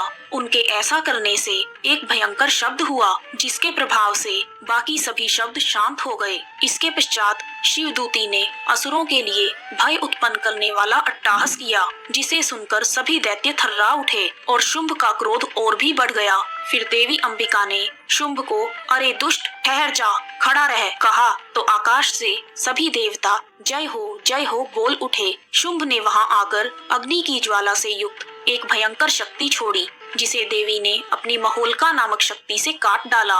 हे राजन, शुंभ के छोड़े हुए बाणों को देवी ने और देवी के छोड़े हुए बाणों को शुंभ ने अपने बाणों से काटकर सैकड़ों और हजारों टुकड़ों में परिवर्तित कर दिया। इसके पश्चात जब चंडिका ने क्रोध में भरकर शुंभ को त्रिशूल से मारा तो वह मूर्छित होकर पृथ्वी पर गिर गया। जब उसकी मूर्छा दूर हुई तो वह धनुष लेकर आया और अपने बाणों से उसने काली माता तथा सिंह को घायल कर दिया। सिंह को घायल करने के बाद शुंभ ने 10,000 भुजाएं धारण करके चक्र आदि आयुधों से देवी को आच्छादित कर दिया। तब भगवती कुपित होकर अपने बाणों से उन चक्रों तथा बाणों को काटने लगी। यह देखकर निशुंभ हाथ में गदा लेकर चंडिका को मारने के लिए दौड़ा।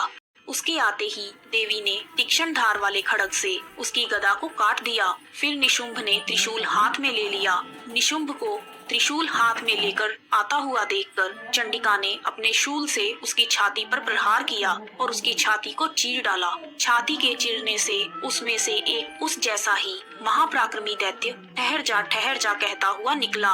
उसको देखकर देवी ने जोर से ठहाका लगाया। अभी वह निकल ही नहीं पाया था कि उसका सिर देवी ने अपनी तलवार से काट डाला। सिर के कटने से वह पृथ्वी पर गिर गया। देवी का सिंह दहाड़ कर असुरों का भक्षण करने लगा और शिवदूती तथा कालिका देवी भी राक्षसों का रक्त पीने लगी। कौमारी देवी की शक्ति से कितने ही महादैत्य नष्ट हो गए। कई दैत्य माहेश्वरी देवी के त्रिशूल से विदीर्ण होकर पृथ्वी पर गिर गए और कई दैत्य वाराही के प्रहारों से छिन्न भिन्न होकर धराशायी हो गए। वैष्णवी ने भी अपने चक्र से बड़े बड़े महापराक्रमी दैत्यों को मौत के घाट उतार दिया और उन्हें यमलोक भेज दिया। और ऐन्द्री के वज्र के प्रहार से कितने ही राक्षस टुकड़े टुकड़े हो गए और कितने ही राक्षस भाग गए। अपने प्यारे भाई की इस भयानक मौत को देखकर तथा सेना को नष्ट हुए देखकर क्रोध में भरा हुआ दैत्यराज शुंभ कहने लगा, हे दुष्ट दुर्गे, तू इतना गर्व मत कर, तू दूसरों के बल पर लड़ रही है। देवी ने कहा, हे दुष्ट, देख मैं तो अकेली ही हूँ। यह सब मेरी शक्तियाँ हैं। यह सब की सब मुझ में ही प्रविष्ट हो रही हैं। देवी के ऐसा कहते ही सभी दैवी शक्तियाँ ब्राह्मणी, वैष्णवी, माहेश्वरी, कौमारी और ऐन्द्री आदि देवी के शरीर में लीन हो गई और देवी अकेली रह गई। तब देवी ने कहा, मैं अपनी ऐश्वर्य शक्ति से अनेकों रूपों में यहाँ उपस्थित हुई थी। अब मैंने उन सभी रूपों को अपने में समेट लिया है। अब मैं यहाँ पर अकेली हूँ, तुम भी यहीं ठहरो। तब देवताओं तथा राक्षसों के देखते देखते अंबिका देवी तथा शुंभ के बीच भयंकर युद्ध छिड़ गया। अंबिका देवी ने सैकड़ों अस्त्र और शस्त्र छोड़े। उधर दैत्यराज ने भी भयंकर अस्त्रों और शस्त्रों से देवी पर प्रहार किया। देवी के छोड़े हुए सैकड़ों अस्त्रों को दैत्य ने अपने अस्त्रों द्वारा काट दिया। इसी प्रकार शुंभ ने जो अस्त्र देवी पर छोड़े, उन्हें देवी ने अपनी भयंकर हुंकार के द्वारा ही काट डाला। दैत्य ने जब सैकड़ों बाण छोड़कर देवी को ढक दिया, तो क्रोध में भरकर देवी ने अपने बाणों से उसका धनुष ही नष्ट कर दिया। धनुष के नष्ट हो जाने पर शुंभ ने एक शक्ति चलाई, लेकिन देवी ने उसे भी काटकर फेंक दिया। शक्ति के कट जाने के बाद शुंभ चमकती हुई ढाल लेकर देवी की ओर बढ़ा, परंतु जब वह देवी के समीप पहुंचा, तो देवी ने अपने तीक्ष्ण बाणों से उसकी चमकने वाली ढाल को भी काट डाला। देखते ही देखते शुंभ का रथ टूट गया, उसका सारथी मारा गया और घोड़ा भी मारा गया। तब वह भयंकर मुद्गर लेकर देवी पर आक्रमण करने के लिए आगे बढ़ा, किंतु देवी ने अपने तीक्ष्ण बाणों से उसका मुद्गर भी काट दिया। इस पर दैत्य ने क्रोध में भरकर देवी की छाती में बड़ी जोर से एक मुक्का मारा। देवी ने शुंभ को एक थप्पड़ मारा। थप्पड़ खाकर पहले तो शुंभ पृथ्वी पर गिर पड़ा, किंतु वह तुरंत ही उठ खड़ा हुआ। फिर वह देवी को पकड़कर आकाश की ओर उछला और वहां जाकर दोनों में युद्ध हुआ। यह युद्ध बहुत देर तक चला। फिर देवी ने उसे आकाश में घुमाकर पृथ्वी पर गिरा दिया। वह दैत्य पृथ्वी पर गिरने पर भी पुनः उठकर देवी को मारने के लिए दौड़ा। तब उसको अपनी ओर आता हुआ देखकर देवी ने उसकी छाती को विदीर्ण कर दिया और उसको पृथ्वी पर पटक दिया। देवी के त्रिशूल से घायल होकर उस दैत्य के प्राण पखेरु उड़ गए और उसके मरने पर समुद्र, पर्वत और पृथ्वी आदि सभी कांपने लगे। उस दुष्टात्मा शुंभ के मरने से संपूर्ण जगत प्रसन्न व स्वस्थ हो गया तथा आकाश निर्मल हो गया। नदियों का वेग भी ठीक हो गया। संपूर्ण देवताओं का हृदय हर्ष से भर गया और गंधर्व सुंदर गान करने लगे। वायु में पवित्रता आ गई। यज्ञ फिर से आरंभ हो गए और चारों दिशाओं में शांति फैल गई। महर्षि मेधा बोले, देवी द्वारा दैत्यों का संहार करने के बाद देवी का क्रोध शांत न हुआ। देवी के क्रोध को शांत करने के लिए इंद्र आदि सभी देवताओं ने अग्निदेव को आगे करके देवी की स्तुति आरंभ की। उस समय दैत्यों के संहार तथा स्वर्ग की पुनः प्राप्ति के कारण देवताओं के मुख खिले हुए थे। देवताओं ने कहा, शरणार्थियों के दुखों को दूर करने वाली देवी, तुम प्रसन्न हो जाओ। हे संपूर्ण जगत की माता, तुम प्रसन्न हो जाओ। विश्वेश्वरी, तुम विश्व की रक्षा करो, क्योंकि तुम इस जगत की ईश्वरी हो। तुम ही संपूर्ण जगत का आधार हो, क्योंकि तुम पृथ्वी रूप में भी स्थित हो और अत्यंत पराक्रमी देवी हो। तुम विष्णु जी की माया हो, तुम ही शिव की शक्ति हो और तुमने ही इस संपूर्ण जगत को मोहित किया हुआ है। तुम्हारे प्रसन्न होने पर ही यह पृथ्वी मोक्ष को प्राप्त होती है। हे देवी, समस्त विद्याएं तुम्हारे ही भिन्न भिन्न स्वरूप हैं। इस जगत में जितनी स्त्रियां हैं, वह सब तुम्हारी ही प्रतिरूप हैं। तुमने ही इस जगत को व्याप्त कर रखा है। तुम्हारी स्तुति किस प्रकार हो सकती है, क्योंकि तुम परम बुद्धि रूप हो, सभी प्राणियों को स्वर्ग और मुक्ति देने वाली हो। तुम्हारी स्तुति इसी रूप में की गई है। तुम्हारी स्तुति के लिए इससे बढ़कर और क्या युक्तियाँ हो सकती हैं। संपूर्ण प्राणियों के हृदय में बुद्धि रूप होकर निवास करने वाली, स्वर्ग तथा मोक्ष प्रदान करने वाली, हे नारायणी देवी, तुम्हें नमस्कार है। कला काष्ठा आदि रूप से अवस्थाओं को परिवर्तन की ओर ले जाने वाली तथा प्राणियों का अंत करने वाली नारायणी देवी, तुम्हें नमस्कार है। हे नारायणी, संपूर्ण मंगलों की मंगल रूपा, हे शिवे, संपूर्ण प्रयोजनों को सिद्ध करने वाली, हे शरणागत वत्सला, 3 नेत्रों वाली गौरी, तुम्हें नमस्कार है। सृष्टि, स्थिति तथा संहार की शक्ति भूता सनातनी देवी, गुणों का आधार तथा सर्व सुखमयी नारायणी, तुम्हें नमस्कार है।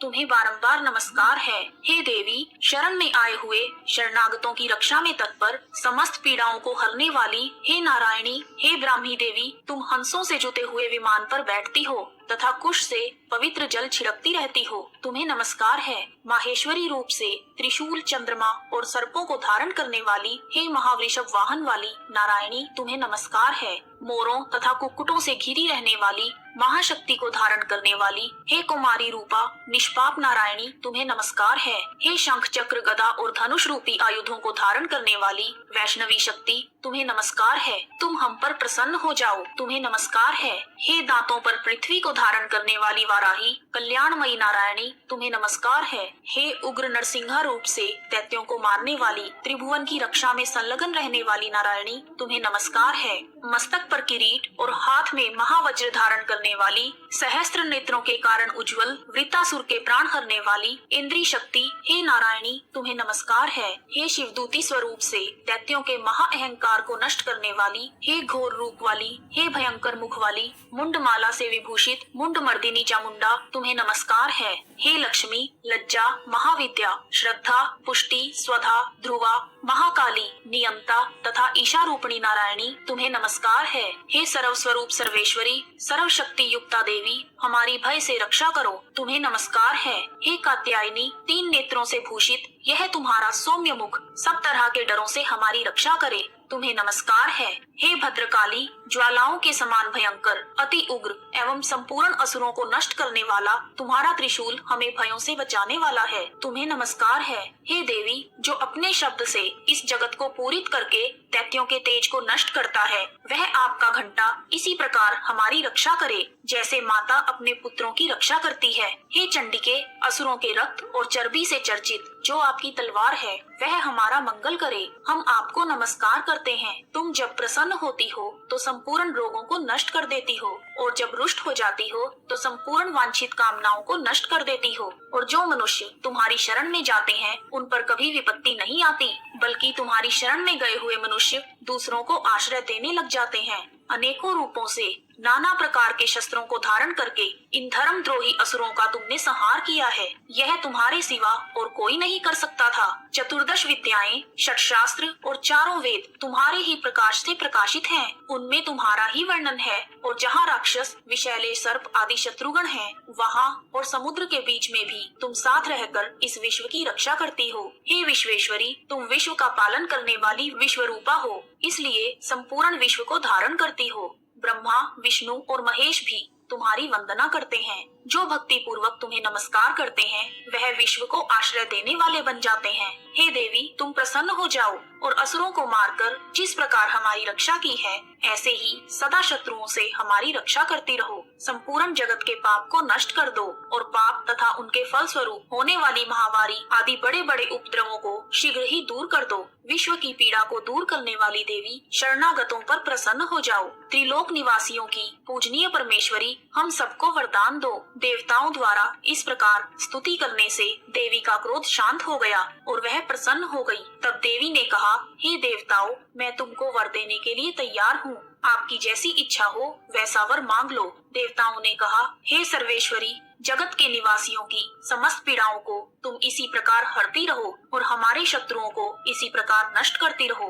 देवी ने कहा, वैवस्वत मनवंतर के 88वें युग में 2 और महाअसुर उत्पन्न होंगे। उस समय नंदगोप के घर यशोदा के गर्भ से उत्पन्न होकर विंध्याचल पर्वत पर उनका संहार करूंगी। फिर अत्यंत भयंकर रूप से पृथ्वी पर अवतीर्ण वैप्रचीति नामक दानवों का नाश करूंगी। उन भयंकर महाअसुरों का भक्षण करते समय मेरे दांत अनार के पुष्प के समान लाल होंगे। इसके पश्चात स्वर्ग में देवता और पृथ्वी पर मनुष्य मेरी स्तुति करते हुए मुझे रक्तदंतिका कहेंगे। फिर जब 100 वर्षों तक वर्षा न होगी तो मैं ऋषियों की स्तुति करने पर आयोनिज नाम से प्रकट हो जाऊंगी और अपने 100 नेत्रों से ऋषियों की ओर देखूंगी। तब मनुष्य मुझे शताक्षी नाम से जानकर मेरा कीर्तन करेंगे। उसी समय मैं अपने शरीर से उत्पन्न हुए प्राणों की रक्षा करने वाले शकों द्वारा सब प्राणियों का पालन करूंगी तथा इस पृथ्वी पर शाकंभरी के नाम से विख्यात होंगी। और इसी अवतार में मैं दुर्गम नामक महाअसुर का वध करूंगी, जिससे मैं दुर्गा देवी के नाम से प्रसिद्ध हो जाऊंगी।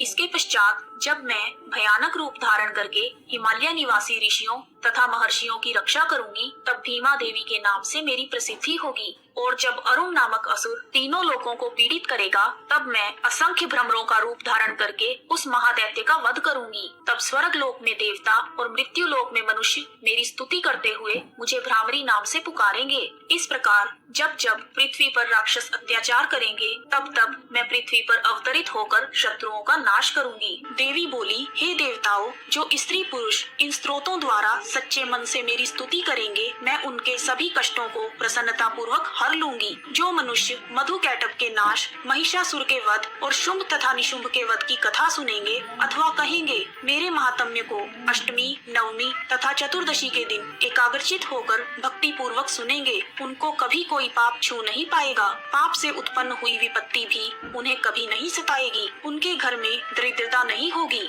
और ना ही उन्हें किसी प्रियजन के वियोग का कष्ट सहना पड़ेगा। उनको किसी प्रकार का भय नहीं रहेगा। इसीलिए प्रत्येक मनुष्य को भक्ति पूर्वक मेरे इस कल्याणकारी महात्म्य को पढ़ना चाहिए। मेरा यह महात्म्य महामारी से उत्पन्न हुए सभी प्रकार के उपद्रवों को एवं 3 प्रकार के उत्पातों को शांत कर देता है। जिस घर, मंदिर, कार्यशाला अथवा जिस भी स्थान पर मेरे इस स्तोत्र का विधि पूर्वक पाठ किया जाता है, मैं उस स्थान का कभी त्याग नहीं करती और वहाँ सदा मेरा निवास रहता है। बलिदान, पूजा, होम तथा महोत्सवों में मेरा यह चरित्र उच्चारण करना अथवा सुनना चाहिए। ऐसा हवन अथवा पूजन मनुष्य चाहे जानकर या बिना जाने करे, मैं उसे तुरंत ही ग्रहण कर लेती हूँ। और शरद काल में प्रत्येक वर्ष जो महापूजा की जाती है, उनमें मनुष्य भक्ति पूर्वक मेरा यह महात्म्य सुनकर सब प्रकार की समस्याओं से छुटकारा प्राप्त कर सकते हैं और धन, धान्य तथा पुत्र आदि से संपन्न हो जाते हैं। मेरे इस महात्म्य व कथाओं को सुनकर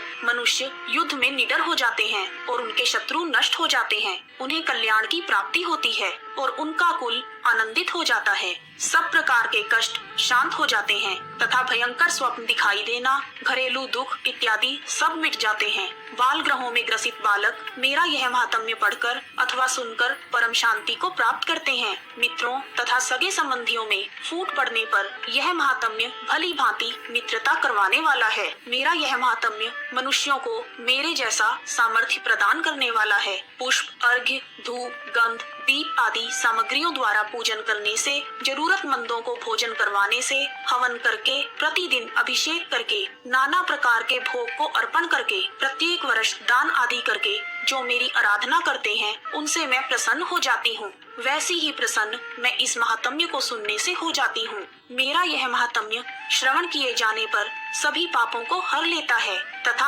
आरोग्य प्रदान करता है।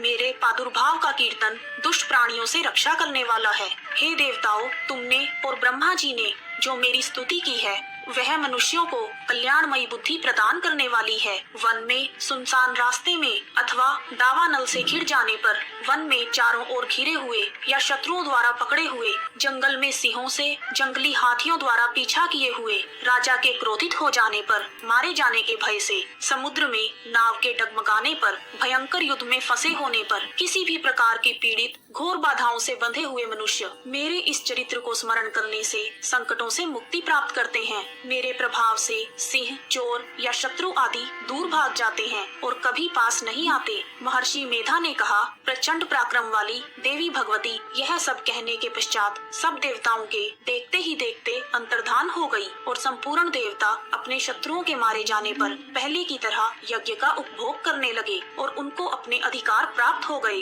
तथा युद्ध में देवताओं के शत्रुओं शुंभ व निशुंभ के देवी के हाथों मारे जाने पर बाकी बचे हुए राक्षस पाताल लोक में चले गए। हे राजन, इस प्रकार भगवती अंबिका बार बार प्रकट होकर इस जगत का पालन करती हैं, संकटों से मुक्त करती हैं, वह जन्म देती हैं और प्रार्थना करने पर समृद्धि प्रदान करती हैं। हे राजन, भगवती ही महाप्रलय के समय महामारी का रूप धारण करती हैं और वही संपूर्ण ब्रह्मांड में व्याप्त हैं। देवी भगवती समय समय पर महाकाली तथा महामारी का रूप बनाती हैं और स्वयं अजन्मा होते हुए भी सृष्टि के रूप में प्रकट होती हैं। वह सनातनी देवी प्राणियों का पालन करती हैं और वही देवी मनुष्य के अभ्युदय के समय लक्ष्मी का रूप बनाकर स्थित हो जाती हैं तथा अभाव के समय दरिद्रता बनकर विनाश का कारण बनती हैं। धूप, दीप, पुष्प और गंध आदि से पूजन करके देवी की स्तुति करने से वह धन एवं पुत्र प्रदान करती हैं और धर्म में शुभ बुद्धि प्रदान करती हैं। महर्षि मेधा ने कहा, हे राजन, मैंने इस प्रकार आपके समक्ष देवी के उत्तम महात्म्य का वर्णन किया है। जगत को धारण करने वाली इस देवी का ऐसा ही प्रभाव है। वही देवी ज्ञान देने वाली है और भगवान विष्णु की इस माया के प्रभाव से तुम और यह वणिक तथा अन्य विवेकी जन मोहित होते हैं और भविष्य में भी मोहित होते रहेंगे। हे राजन, तुम इसी परमेश्वरी की शरण में जाओ। यही भगवती भक्ति भावना से आराधना करने पर मनुष्य को भोग, स्वर्ग तथा मोक्ष प्रदान करती हैं। मार्कंडेय जी ने कहा, महर्षि मेधा की यह बात सुनकर राजा सूरत तथा समाधि वणिक ने उग्र तप वाले ऋषि को प्रणाम किया और राज्य के छीन जाने के कारण राजा के मन में अत्यंत ग्लानि हुई। तब राजा सूरत तथा समाधि वणिक तपस्या करने के लिए वन में चले गए और नदी के तट के पास आसन लगाकर देवी भगवती के दर्शन के लिए तपस्या करने लगे।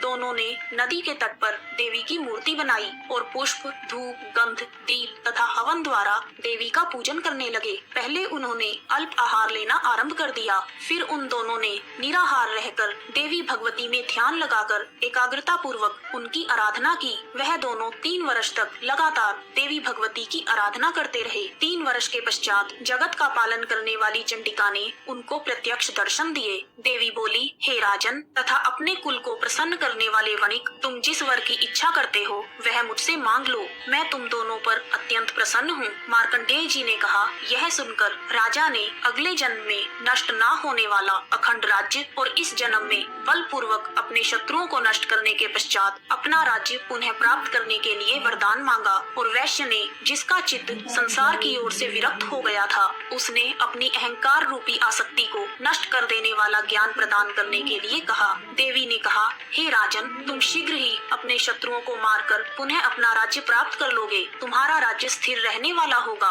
फिर मृत्यु के पश्चात तुम सूर्य देव के अंश से जन्म लेकर सावर्णी मनु के नाम से इस पृथ्वी पर ख्याति प्राप्त करोगे। हे वैश्य, कुल में श्रेष्ठ, आपने जो मुझसे ज्ञान मांगा है मैं आपको वह देती हूँ। आपको मोक्ष प्रदान करने वाले ज्ञान की प्राप्ति होगी। मार्कंडेय जी कहते हैं, इस प्रकार उन दोनों को मनवांछित वर प्रदान कर तथा उनसे अपनी स्तुति सुनकर भगवती देवी अंतर्धान हो गई। और इस प्रकार क्षत्रियों में श्रेष्ठ वह राजा सूरत भगवान सूर्य देव से जन्म लेकर इस पृथ्वी पर सावर्णिक मनु के नाम से विख्यात हुए। समाधि वणिक सांसारिक मोह से मुक्त होकर आत्मचिंतन में लग गया। इस प्रकार दुर्गा सप्तशती का पाठ पूर्ण हुआ। दुर्गा सप्तशती के पाठ के दौरान यदि कोई गलती हुई हो तो मुझे क्षमा करना। हे देवी, मुझे क्षमा करना। और सभी श्रोतागण, यदि आपको इस पूरे पाठ में कहीं भी गलती लगी हो तो मुझे क्षमा करना। यदि आपको वीडियो पसंद आया है तो कमेंट बॉक्स में माँ का जयकारा लगाना ना भूलें। आप सभी का हार्दिक धन्यवाद। जय माता दी। जोर से बोलो जय माता दी, सारे बोलो जय माता दी, मिलकर बोलो जय माता दी, प्रेम से बोलो जय माता दी, जय माता दी, जय माता दी।